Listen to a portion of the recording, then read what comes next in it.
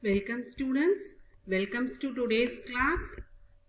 So previous sessions we saw the chapter 1 and 2 and the introduction to the C programming, right? About the introduction to the C programming, all the statements we saw.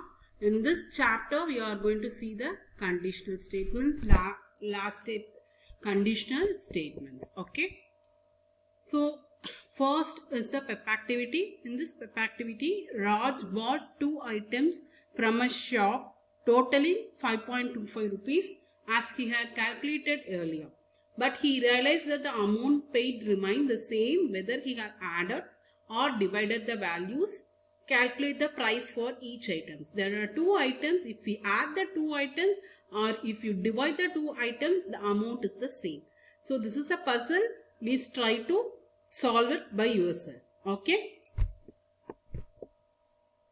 So operators, before going into the decision making statements, we are going to see what are operators and which operators are used in our C programming language.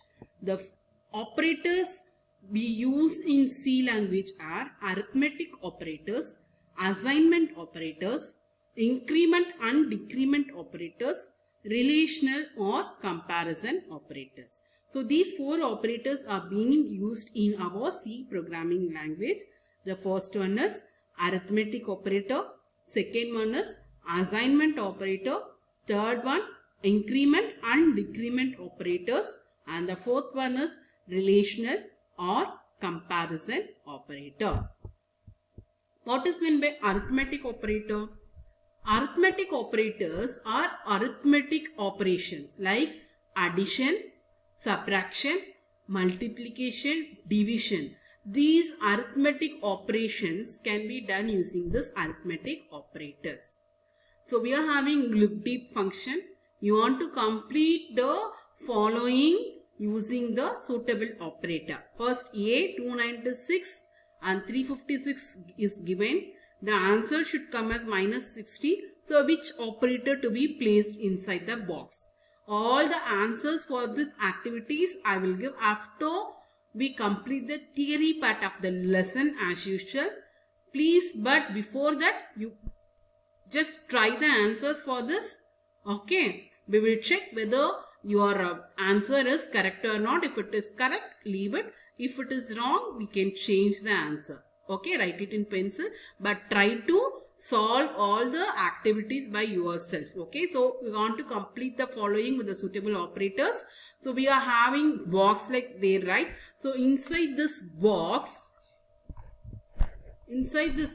you want to write the operators, whether here addition is required, subtraction, multiplication or division for all the 4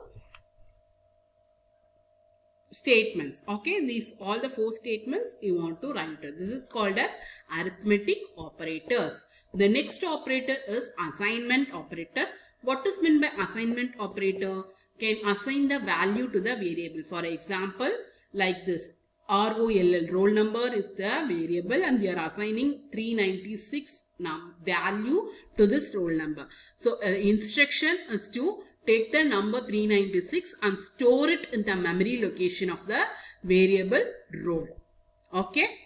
So example of another assignment is, here we are assigning the value straightly to the variable. Here this variable is incremented. Okay, this variable is incremented and this incremented value is assigned back to the D variable. Okay, this incrementing by 1, we can write it a statement like D is equal to D plus 1, or we can write the statement as D plus is equal to 1. Okay, these 2 are the same statements. Okay, instead of writing D twice, D is equal to D plus 1, we are writing D plus is equal to 1. This abbreviation, the abbreviation is D is equal to D plus 1. Okay, it increments the value by D by adding the 1 and stores the new value to D. So in this example, example statement, it increments the value by D, okay, by adding 1 and stores the new value into D. So assignment operators and all, we saw all the operators in PHP language, right? Yes. So all the arithmetic operators we learnt in PHP last year. Assignment operators also we learnt it in the last year, right? I thought we didn't see about any operators, and I'm saying all the operators we learnt in PHP, like arithmetic operators we saw in PHP, same we are having to handle in the C language, and assignment operator also the same. The next one is example activity. What is the output of the following statement? You want to write the output of the following statement here. Thinking A is 5 and B is 7. Okay. You want to consider A value is 5 and B value is 7. And you want to write the output for all the following statements A, B, C, D, E. A plus is equal to 1.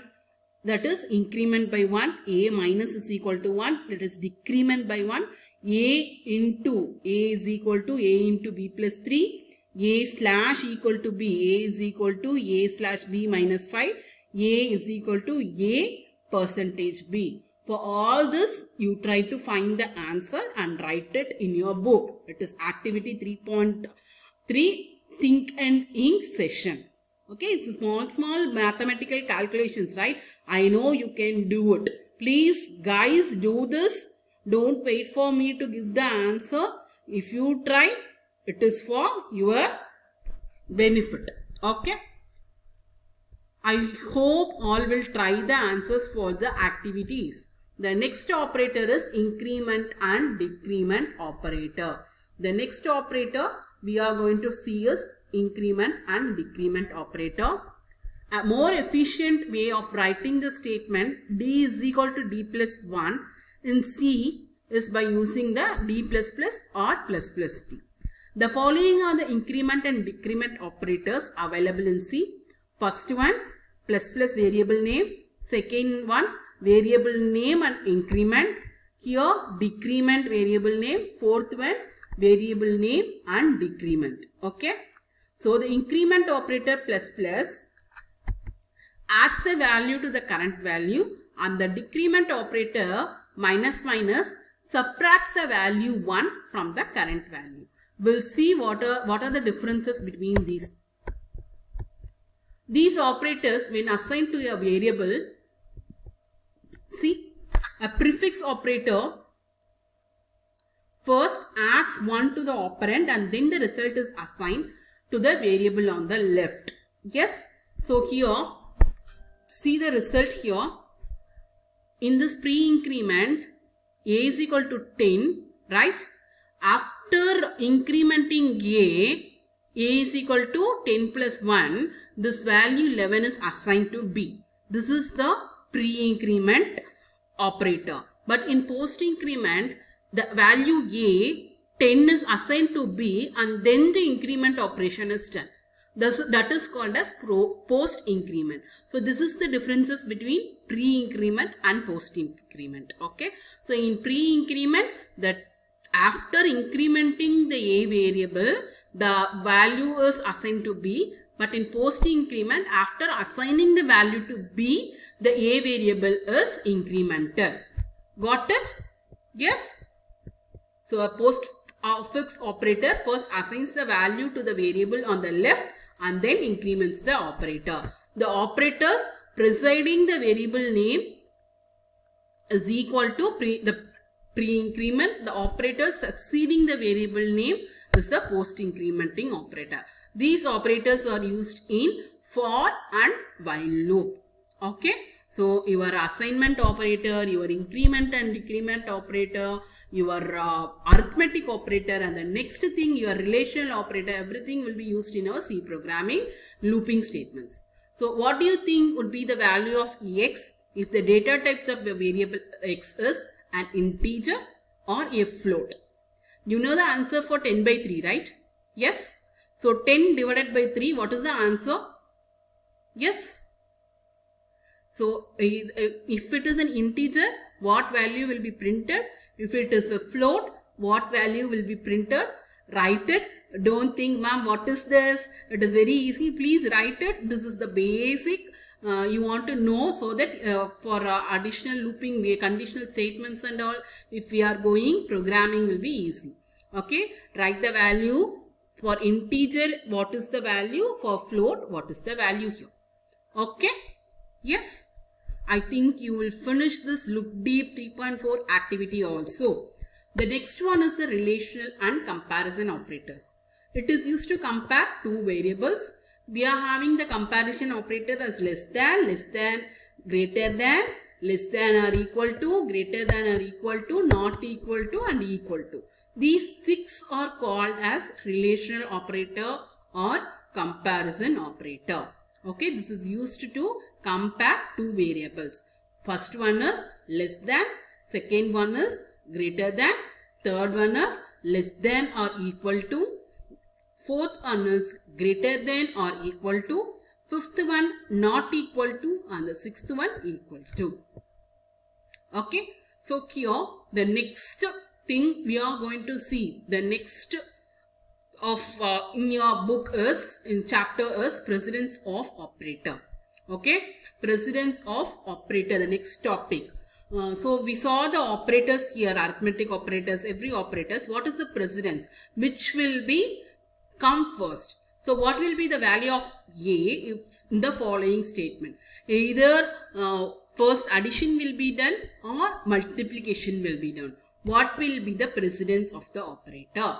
So operator precedence is the order in which the C language reads or evaluates the operators in the mathematical expression.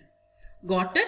So it is called as operator precedence or precedence of operator is the order in which the C language reads and evaluates the operators which is in the mathematical expression. Okay? So here this is the operator precedence. See here level 1 brackets. So C language gives precedence the brackets first. Okay. So first preference goes to the bracket. Second preference go to the multiplication, division and modulus. And the third preference goes to the addition and subtraction. So in the above example, first it will do the multiplication 13 into 2 and then only it will go with the addition. Okay. If the bracket is there, the first preference will go to the bracket.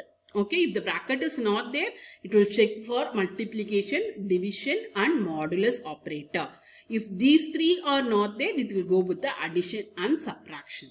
But ma'am, okay, but multiplication and division comes in the same. What is the thing it will take? First come first. So first operator, what is there? It will take that. Okay. Clear? Okay. So, this is the precedence. Please keep it in mind.